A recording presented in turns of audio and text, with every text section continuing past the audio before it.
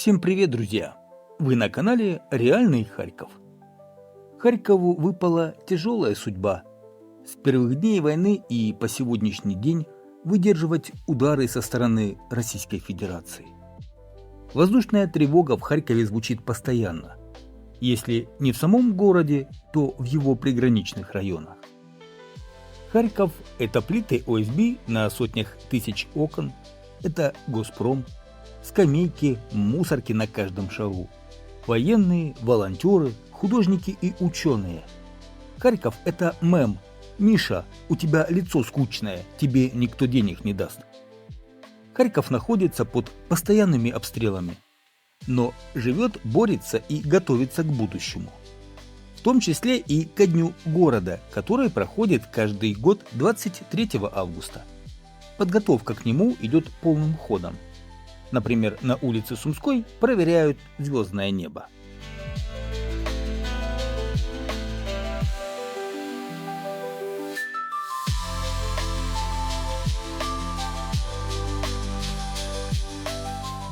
А в сквере возле Вечного огня идет капитальный ремонт. Вот так будут выглядеть смотровая площадка на Университетской горке и новая инсталляция, установленная на этом месте.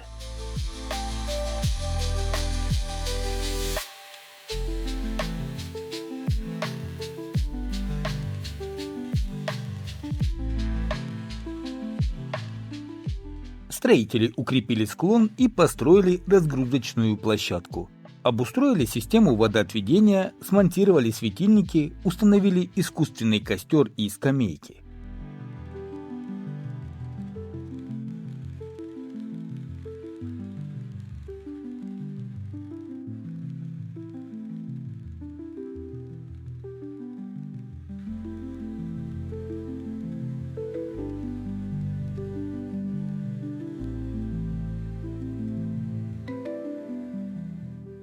Новая инсталляция Вечного огня отходит от советской трактовки и связана с древней историей города. Напоминает о сигнальных огнях, которые зажигали в казацких крепостях, чтобы предупредить об опасности. Между тем, эксперты по градостроительству и другие харьковчане обсуждают нововведения в соцсетях. Кто-то ставит смайлики под видео с новым вечным огнем, другие удивляются огромным затратам в разгар войны.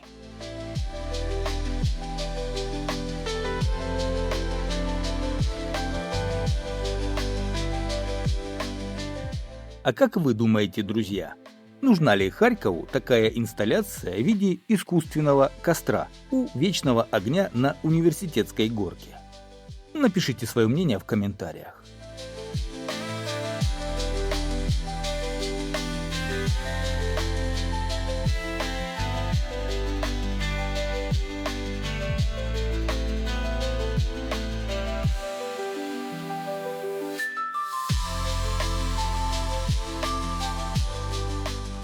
В одном из предыдущих выпусков на канале я рассказывал о таинственных катакомбах, появившихся в сквере Стрелка в результате провала грунта. Так вот, историки и архивисты провели осмотр конструкции и изучили архивные документы. Подземные ходы, которые недавно обнаружили в сквере Стрелка, не имеют археологической или исторической ценности. Речь не идет о средневековых тайнах. Это типичная инфраструктура прошлого века, без сенсаций и без особого значения для науки. Однако в мэрии отметили, что такое внимание к истории родного города является признаком сознательного общества. Так, какими бы ни были находки, они заслуживают уважения и тщательного изучения, подчеркнули в горсовете. В Харькове установили бюветы с бесплатной питьевой водой. Подходишь, ставишь бутылочку или по-харьковски баклажку, нажимаешь и получаешь бесплатно водичку. Это обычная водопроводная вода, только она очищается до степени питья, то есть она полностью пригодна для питья.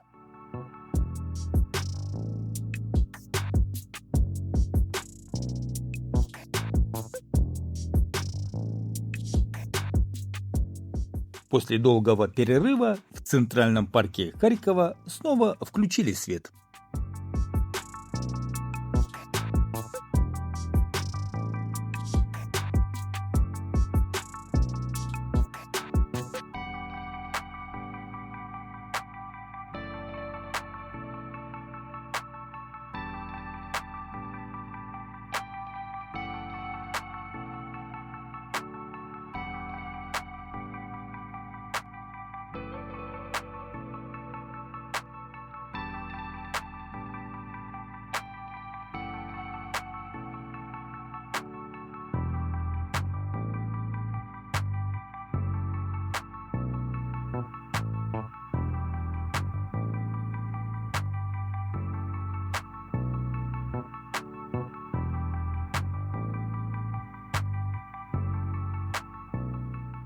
А знаете ли вы, что Харьковская область стала лидером по количеству браков в зеркальную дату 8 августа? Ее еще называют Международный день бесконечности. В зеркальную дату 8.08 в Харьковской области был заключен 91 брак. Это самое большое количество среди всех областей, входящих в Восточное межрегиональное управление юстиции. В целом, за один день в регионе зарегистрировали 246 новых семей. Статистика по областям выглядит так. Харьковская область 91 брак, Полтавская 70 браков, Сумская 42 брака, Черниговская область 32 брака, Донецкая 11 браков.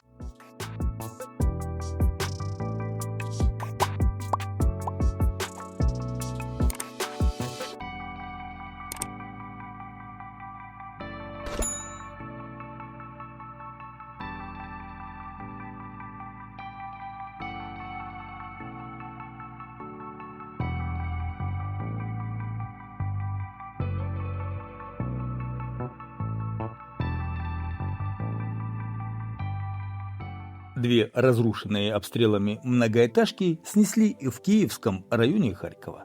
Речь идет о домах на улице Проскуры 9В и Натальи Ужви 62. Также в Харькове готовятся к демонтажу 16-этажки на улице Натальи Ужви 96. Для работ привлекут единственный в Украине экскаватор с 40-метровой стрелой. Самые влиятельные страны мира среди партнеров восстановления Харькова – Германия, Япония, Южная Корея, Франция, Чехия, Польша, США. Эти государства уже сегодня поддерживают Украину и Харьков, а после победы готовы стать ключевыми инвесторами в восстановлении города. Как сообщил мэр Харькова Игорь Терехов, после окончания войны в Харьков зайдут крупные международные компании, чтобы совместно создать современный, комфортный, безопасный город. А это район Основа.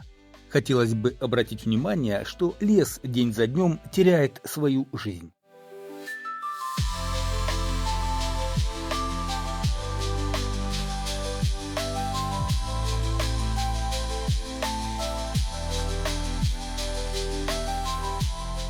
Еще и люди оставляют горы мусора после отдыха.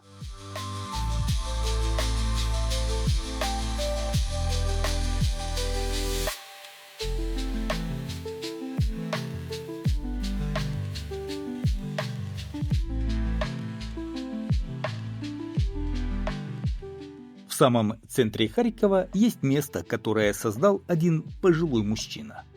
Своими руками из подручных материалов он сделал родник и купель. Тихий уголок, где всегда есть вода и особая атмосфера. Когда началась война и в городе были перебои со светом и водой, он думал о людях рядом, чтобы каждый мог прийти, набрать воды и просто побыть в этом красивом месте.